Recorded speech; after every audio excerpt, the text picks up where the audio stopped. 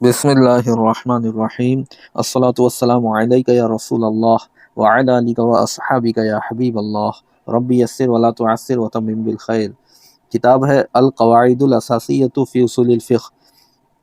सफ़ा नंबर 25, बाबुल अम्र, अम्र का बाब, यानी अम्र से मुताल्लिक जो अहकाम हैं उनके बयान का बाब। अत-तारीफ़ यानी अम्र की तारीफ़। अम्र क्या है? अल अम्र हुआ इस्तिदआउल फ़िअली बिल क़ौली मिम्मन हुआ दूनहु अला सबीलिल वुजूब। अम्र फ़ेल की इस्तिदा करना है, यानी फ़ेल को तलब करना है, बिल क़ौली कौल के ज़रिए, मिम्मन हुआ दूनहु उससे जो उससे दर्जे में छोटा है, यानी आमिर से दर्जे में छोटा है,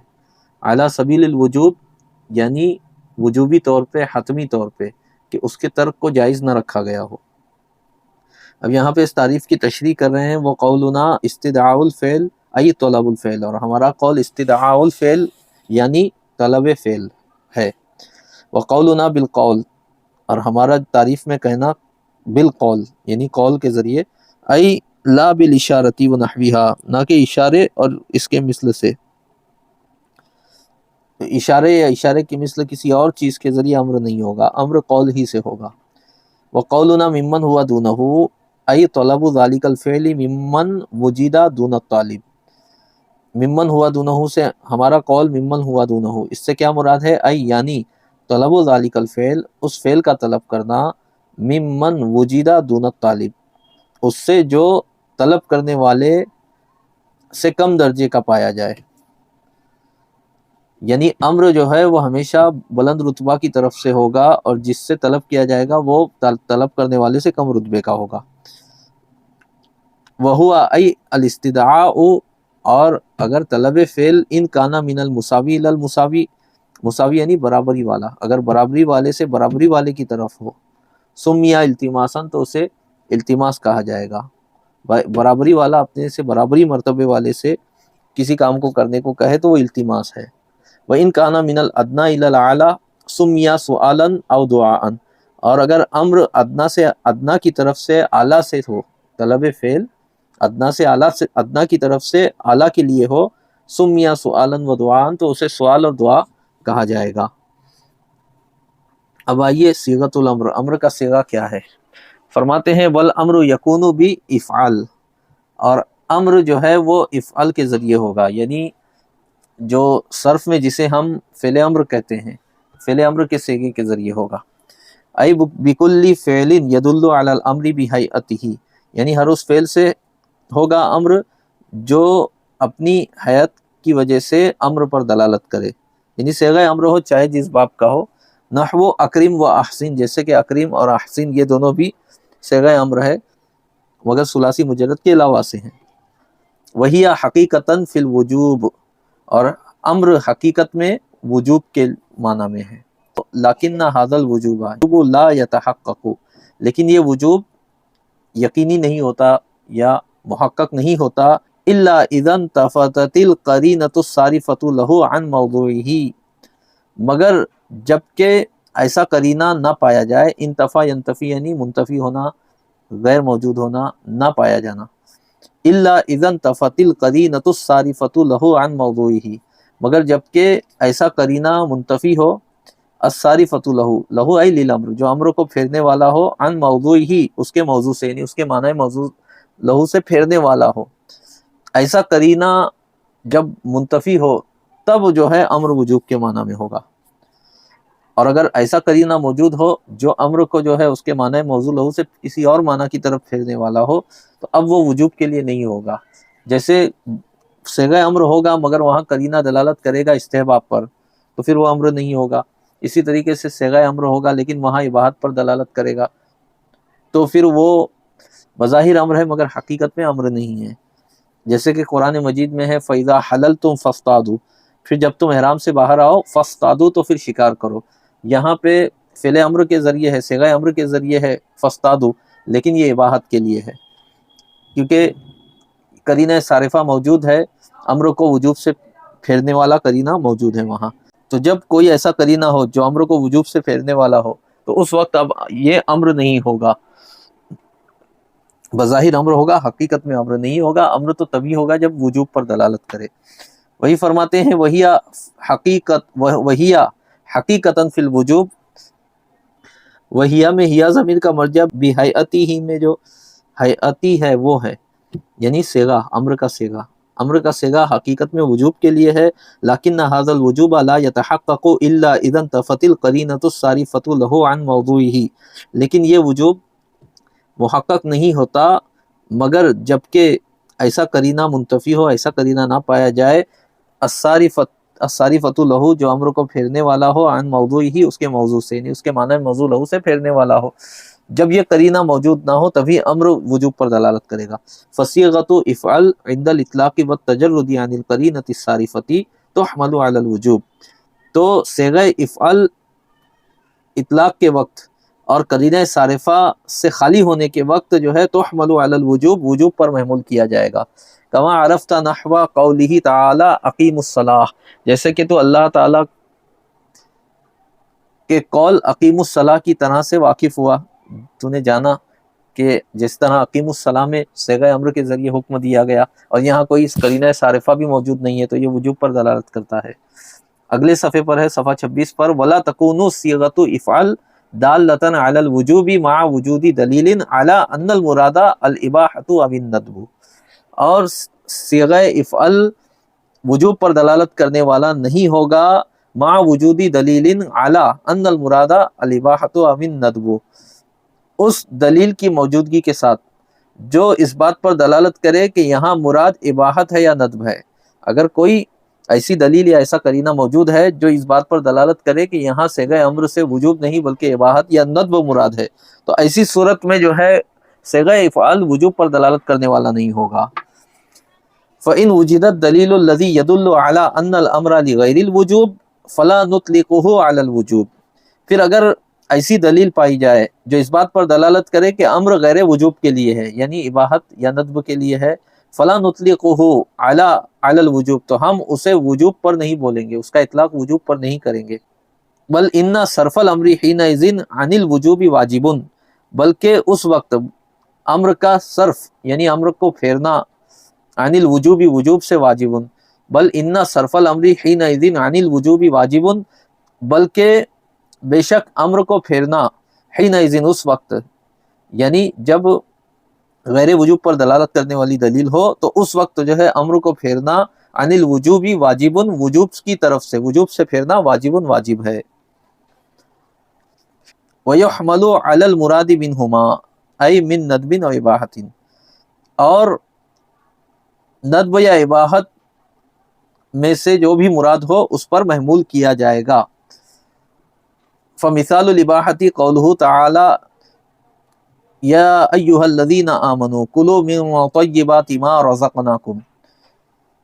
تو اباحت کی مثال اللہ تعالیٰ کا قول یا ایھا الذین آمنوا کلوا من طیبات ما رزقناکم ہے۔ اس کا ترجمہ ہے یا ایھا الذین آمنوا، اے ایمان والو، کلو کھاؤ، من طیبات ما رزقناکم جو ہم نے تمہیں عطا کیا اس میں سے جو پاکیزہ چیزیں ہیں وہ کھاؤ۔ ومثال الندب، اور ندب کی مثال ہے قولہ تعالی، اللہ تعالیٰ کا قول فَقَاتِبُهُمْ إِنْ عَلِمْتُمْ فِيهِمْ خَيْرًا۔ مکاتبت کا کیا مطلب ہے؟ آپ نے فقہی کتابوں میں پڑھا ہے کہ آقا اپنے غلام سے معاہدہ کرتا ہے، آپس میں وہ لکھا پڑھی کرتے ہیں کہ اگر غلام اتنا مال آقا کو کما کر دے گا تو پھر اس کے بعد غلام آزاد ہے، تو یہ جو معاہدہ ہے اسے مکاتبت کہتے ہیں۔ تو اللہ نے اس کا حکم دیا صیغہ امر کے ذریعے فَقَاتِبُهُمْ، تو ان سے مکاتبت کرو، ان علمتم فیہم خیرا، اگر تم ان میں بھلائی جانو، اگر تم جانو ان میں کچھ بھلائی تو ایسا کرو۔ تو صیغہ امر کے ذریعے حکم دیا مگر یہ استحباب پر محمول ہے، جیسا کہ اس پر اجماع دلیل ہے۔ فالمقام فی ہذین المثالین یقتضی عدم الوجوب، تو ان دونوں مثالوں میں مقام جو ہے وہ عدم وجوب کا مقتضی ہے، عدم وجوب چاہتا ہے۔ فإن الأكل من الطیبات مباح، اس لیے کہ پاکیزہ چیزوں میں سے کھانا مباح ہے۔ والمکاتبۃ من المعاملات، اور معاملات کی کتابت کرنا، آپس میں معاملات کی آپس میں لکھا پڑھی کرنا مندوب ہے۔ اذ اجمعوا علی عدم وجوبہما، اس لیے کہ ان دونوں کے عدم وجوب پر علماء نے اجماع کیا، تو جب نہ مکاتبت کا معاہدہ کرنا واجب ہے بلکہ مندوب ہے، اور اسی طرح طیبات میں سے کھانا یہ بھی واجب نہیں، تو ان دونوں کو جب صیغہ امر کے ذریعے ان کا حکم دیا گیا تو ظاہر ہے کہ یہ صیغہ امر جو ہے وجوب کے لیے نہیں ہے۔ فرماتے ہیں آگے الفور والتکرار۔ اب یہاں پہ بحث اس بات کی ہے کہ جب صیغہ امر کے ذریعے اعلیٰ سبیل الوجوب کسی کام کا حکم دیا گیا تو کیا اسے بار بار کرنا واجب ہے یا ایک بار بھی کیے تو کافی ہے؟ اسی طریقے سے جب صیغہ امر کے ذریعے کسی کام کو کرنے کا حکم دیا گیا وجوبی طور پہ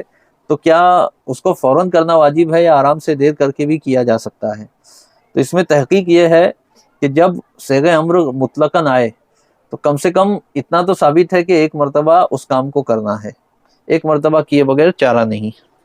لیکن کیا بار بار کرنا ہے یا ایک بار کرنا کافی ہے،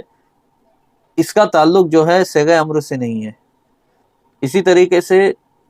فوراً کرنا ہے یا علت تراخی، علت تراخی کا مطلب ہے دیر کر کے آرام سے کر سکتا ہے، اس کا تعلق بھی صیغہ امر سے نہیں ہے۔ وہ تو دوسری دلیل متعین کرے گی کہ یہاں پر صیغہ امر کے ذریعے جس کام کا حکم دیا گیا تو اس کام کو بار بار کرنا ہے یا ایک بار کیا تو بھی کافی ہے، اور فوراً کرنا ہے یا بدیر کیا تو بھی کافی ہے، یہ تو دوسری دلیل متعین کرے گی۔ بعض اوقات صیغہ امر کے ذریعے حکم دیا جاتا ہے اور اس کو ایک بار کرنا کافی نہیں ہوتا بلکہ بار بار کرنا واجب ہوتا ہے، کیونکہ وہ فعل جو ہے کسی ایک شرط پہ معلق ہوتا ہے۔ جیسے جب بھی نماز کا وقت ہو تو نماز واجب ہے، تو نماز کا حکم آیا اقیم الصلاۃ، تو اس میں صرف مطلق نماز کے وجوب کا ثبوت ہے۔ اب بار بار نماز پڑھنا واجب ہے، یہ دوسری آیتوں سے ثابت ہے جس میں جو ہے وقت کی شرط لگائی گئی ہے کہ جب بھی وقت پایا جائے نماز پڑھنا واجب ہے۔ اسی طریقے سے یہ مسئلہ ہے کہ جب کسی کام کا حکم دیا جائے تو اس کو فوراً کرنا واجب ہے یا آرام سے بھی کر سکتا ہے،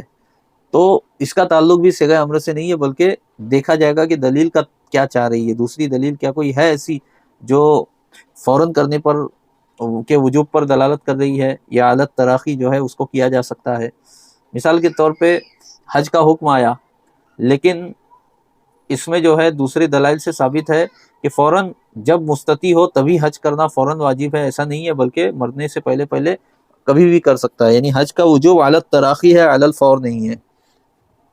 تو تحقیق یہی ہے کہ امر جو ہے نہ تکرار کو چاہتا ہے کہ بار بار اس کام کو کیا جائے، اور نہ ہی امر فور کو چاہتا ہے کہ فوراً کیا جائے، اور نہ ہی تراخی کو چاہتا ہے کہ بدیر کیا جائے، بلکہ وہ دوسرے دلائل طے کرتے ہیں۔ فرماتے ہیں الفور والتکرار، فوراً، فور یعنی فوری طور پہ کسی کام کو کرنا، تکرار یعنی بار بار کرنا۔ الفور هو المبادرۃ بفعل المامور به عقب ورود الامر، فور مامور بھی کو کرنے میں جلدی کرنا ہے عقیبہ ورود الامر، امر کے وارد ہونے کے بعد، صیغہ امر کے ذریعے حکم کے وارد ہونے کے بعد مامور بھی یعنی جس کام کو کرنے کا حکم دیا گیا اس کو کرنے میں جلدی کرنا، یہ فور ہے۔ والامر المطلق لا يقتضي الفور، اور امر مطلق فوریت کا مقتضی نہیں، یعنی فوریت کو نہیں چاہتا، فور کو نہیں چاہتا، ولا تکرار، اور نہ ہی تکرار کو چاہتا ہے۔ الا اذا ورد ما يقتضي التکرار، مگر جب کہ وارد ہو وہ دلیل جو تکرار کو چاہے۔ فاذا ورد ذلك، پھر جب وہ وارد ہو یعنی وہ دلیل جو تکرار کو چاہے وارد ہو، افادت تکرارا، تو امر تکرار کا فائدہ دے گا۔ واذا قلنا، اور جب ہم یہ کہیں گے ان الامر لا يقتضي الفور، اور جب ہم یہ کہیں گے کہ بے شک امر فور کو نہیں چاہتا، فوریت کو نہیں چاہتا، فلیس معنی ذالک انہ یقتضی، اگلے صفحے پر التراخی، تو اس کا یہ مطلب نہیں ہے کہ وہ تراخی کو چاہتا ہے۔ تراخی یعنی کسی کام کو کرنے میں جلدی نہ کرنا بلکہ آرام سے کرنا، دیر لگا کر کرنا، تو یہ تراخی ہے، اور مطلب اس کا وقت جو ہے کافی وسیع ہے۔ جیسے حج ہے، حج کو علت تراخی جو ہے واجب کہا گیا کہ مرنے سے پہلے پہلے کبھی بھی ادا کر لے ادا ہو جائے گا، لیکن نماز جو ہے وہ علل فور واجب ہے، وقت ختم ہونے سے پہلے پہلے اس کو، نماز کا وقت تنگ ہے، یعنی فرض نماز کا وقت جو ہے وہ تنگ ہے، اسی طرح رمضان کے روزے کا وقت بھی تنگ ہے، جب اس کا وقت آئے اسی وقت اس کو کرنا ہے۔ تو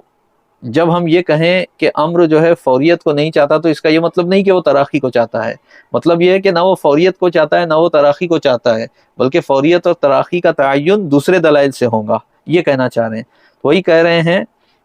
کہ وَإِذَا قُلْنَا إِنَّ الْأَمْرَ لَا يَقْتَضِي الْفَوْرَ فَلَيْسَ مَعْنَى ذَلِكَ أَنَّهُ يَقْتَضِي التَّرَاخِي، اور جب ہم یہ کہیں کہ امر جو ہے فوریت کو نہیں چاہتا تو اس کا یہ معنی نہیں کہ وہ تراخی کو چاہتا ہے، دیر مطلب وسعت ہے اس کے کرنے کے وقت میں. بل المقصود ان الامر لا يقتضي الفور ولا التراخی، بلکہ مقصود یہ ہے ہمارا یہ کہنا کہ امر فوریت کو نہیں چاہتا، ایسا کہنے سے ہمارا مقصود یہ ہے کہ امر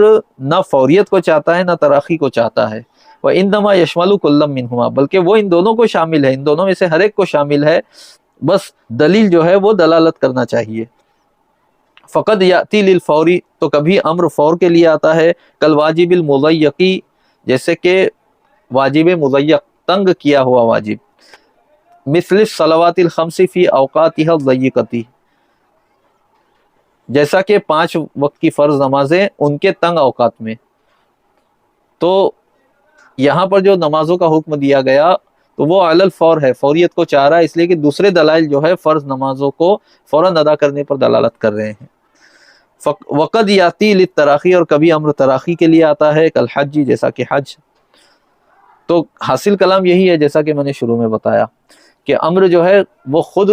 فوریت یا تراخی کو نہیں چاہتا، بلکہ دوسرے دلائل متعین کرتے ہیں کہ مامور بھی جو ہے یہ علی الفور اس کو ادا کرنا ہے یا علی التراخی اس کو ادا کیا جا سکتا ہے.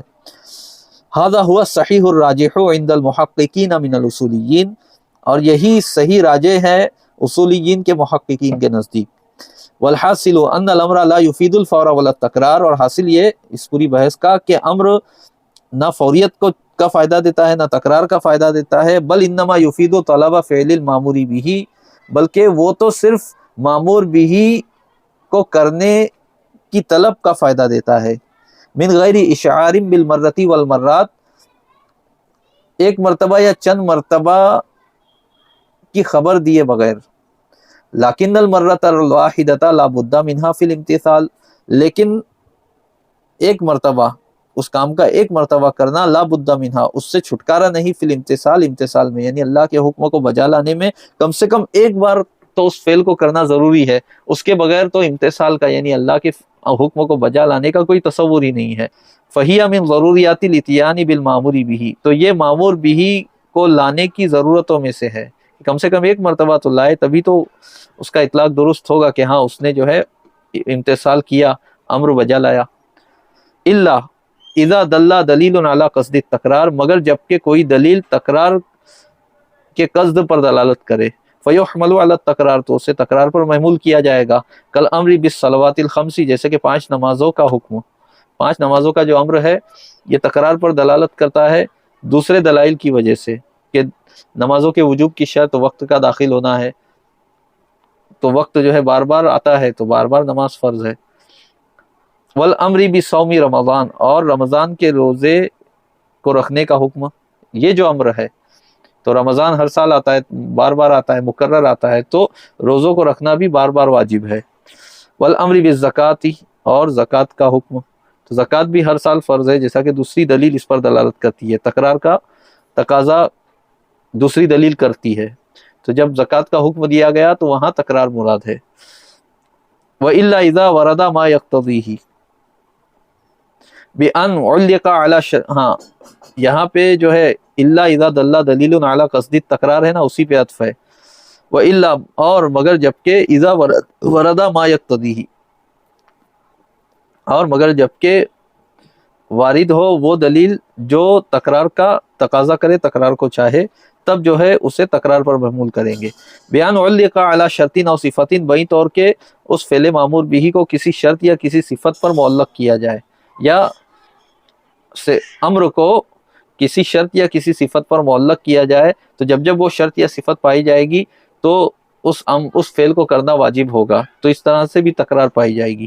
فإنه يقتضي التکرار، تو بے شک وہ تکرار کو چاہتا ہے، بحسبی تکرار المعلق علیہ، معلق علیہ کی تکرار کے حساب سے، یعنی معلق علیہ کوئی شرط ہے تو جب بھی وہ شرط پائی جائے اس حساب سے اس فعل کو جو ہے کرنا واجب ہوگا بار بار.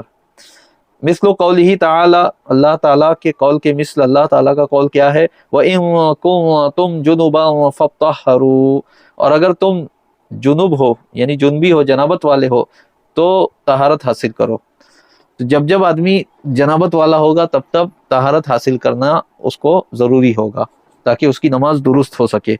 تو یہاں پر جو ہے شرط جو ہے اس پر معلق کیا گیا ہے طہارت کو، تو جب جب شرط پائی گئی تب تب جو ہے طہارت کا حکم لاگو ہوگا۔ والزانیۃ والزانی فجلدوا کل واحد منہما مئۃ جلدۃ،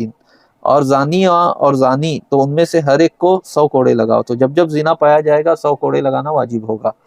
یہ کنوارے زانی اور زانیہ کے لیے ہے، ورنہ شادی شدہ کا حکم یہ ہے کہ انہیں سنسار کیا جائے۔ فتکرر الطہارۃ بتکرر الجنابۃ، تو جنابت کے تکرر کی وجہ سے، جنابت کے تکرر یعنی بار بار جنابت کے طاری ہونے کی وجہ سے تکرر الطہارۃ، طہارت کو مکرر بار بار کیا جائے گا۔ یہ جو ہے تکرر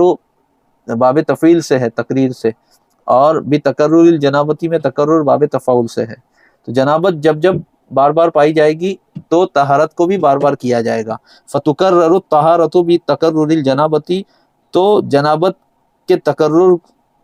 پر طہارت کو مکرر کیا جائے گا۔ ویکرر الجلد بتکرر الزنا، اور زنا کے تکرر پر کوڑے لگانے کو بھی مکرر کیا جائے گا۔ وَإِن كَانَ مُطْلَقًا، اور اگر امر مطلق ہو، بِأَن لَّمْ يُعَلَّقْ عَلَى شَرْطٍ أَوْ صِفَةٍ، وہیں طور کہ وہ کسی شرط یا صفت پر معلق نہ ہو، لم یقتضی تکرار، تو وہ تکرار نہیں چاہے گا۔ وَيُحْمَلُ الْمُعَلَّقُ الْمَذْكُورُ عَلَى الْمَرَّةِ أَيْضًا بِقَرِينَةٍ، اور معلق مذکور کو ایک مرتبہ پر بھی محمول کیا جا سکتا ہے، بقرینۃ، کسی قرینے کی وجہ سے، یعنی کوئی قرینہ ایسا پایا جائے وہ کہے کہ یہاں مامور بھی کو ایک ہی مرتبہ کرنا ہے، تو اسے اس پر محمول کیا جائے گا۔ کقولہ تعالی، جیسے کہ اللہ تعالیٰ کا قول، وَلِلَّهِ عَلَى النَّاسِ، اگلے صفحے پر، صفحہ 28 پر، وَلِلَّهِ عَلَى النَّاسِ، اور لوگوں پر اللہ کے لیے واجب ہے، حج البیتی، کعبے کا حج کرنا، من استطاع الیہ سبیلا، جو اس کی طرف راستے کی استطاعت رکھے۔ فمدلول الآیت الشریفۃ علی ھذا القول وجوب تکرار الحج بتکرر الاستطاعت۔ فمدلول الآیت الشریفۃ، تو آیت شریفہ کا جو مدلول ہے، علی ھذا القول، اس قول کے مطابق، اس راجح قول کے مطابق کہ امر کا تعلق تکرار یا تراخی یا فور سے نہیں ہے، اس قول کے مطابق جو ہے آیت شریفہ کا جو مدلول ہے وہ تکرار الحج بتکرر الاستطاعت، استطاعت کے مقرر ہونے کے وجہ سے حج کی تکرار کا وہ واجب ہونا ہے۔ یعنی بظاہر یہ ہے کہ جو استطاعت رکھے اس پر حج واجب ہے، اگر زندگی میں بار بار استطاعت رکھتا ہے تو بار بار اس پر حج واجب ہے۔ آیت سے یہ سمجھ میں آ رہا ہے، یہ تکرار کا متقاضی ہے، تکرار چاہ رہی ہے آیت کی دلالت جو ہے اسی طرح ہے۔ لیکن قامت القرینۃ الدالۃ علی المرۃ، لیکن ایک مرتبہ پر دلالت کرنے والا قرینہ قائم ہوا، ایسی دلیل یہاں موجود ہے جو حج کے وجوب کو ایک مرتبہ کے ساتھ خاص کرتی ہے کہ ایک ہی مرتبہ حج فرض ہے زندگی میں۔ وہی حدیث ابن عباس رضی اللہ عنہما، اور یہ حضرت ابن عباس رضی اللہ عنہما کی حدیث ہے۔ قال، فرمایا، خطبنا رسول اللہ صلی اللہ علیہ وسلم فقال، رسول اللہ صلی اللہ علیہ وسلم نے ہمیں خطبہ ارشاد فرمایا تو فرمایا، یا ایھا الناس، اے لوگوں، کتب علیکم الحج، تم پر حج فرض کیا گیا۔ قال فقام الاقرع بن حابس، فرماتے ہیں کہ اقرع ابن حابس جو ہے پھر کھڑے ہوئے، فقال، تو کہا، افی کل عام یا رسول اللہ، اے اللہ کے رسول، کیا ہر سال میں حج فرض ہے؟ فقال، تو حضور علیہ الصلوۃ والسلام نے کہا، لو قلتها لوجبت، اگر میں ہاں کہہ دیتا تو واجب ہو جاتا، ولو وجبت لم تعملوا بها او لم تستطيعوا ان تعملوا بها، اور اگر وہ واجب ہوتی اور تم نہیں کرتے، یا تم اس کو کرنے کی استطاعت نہیں رکھتے، تو پھر تم کیا ہوتے؟ گنہگار ہو جاتے، ہلاک ہو جاتے۔ الحج مرتن، حج ایک مرتبہ ہے۔ فمن زادہ فہو تطوع، تو جو زیادہ کرے اس پر وہ نفل ہے اس کے لیے۔ رواہ احمد و ابو داود والنسائی واصلہ فی صحیح مسلم، اسے احمد، ابو داود اور نسائی نے روایت کیا اور اس کی اصل صحیح مسلم میں ہے۔ وصلی اللہ علی سیدنا محمد وعلی آلہ وصحبہ اجمعین، والحمد للہ۔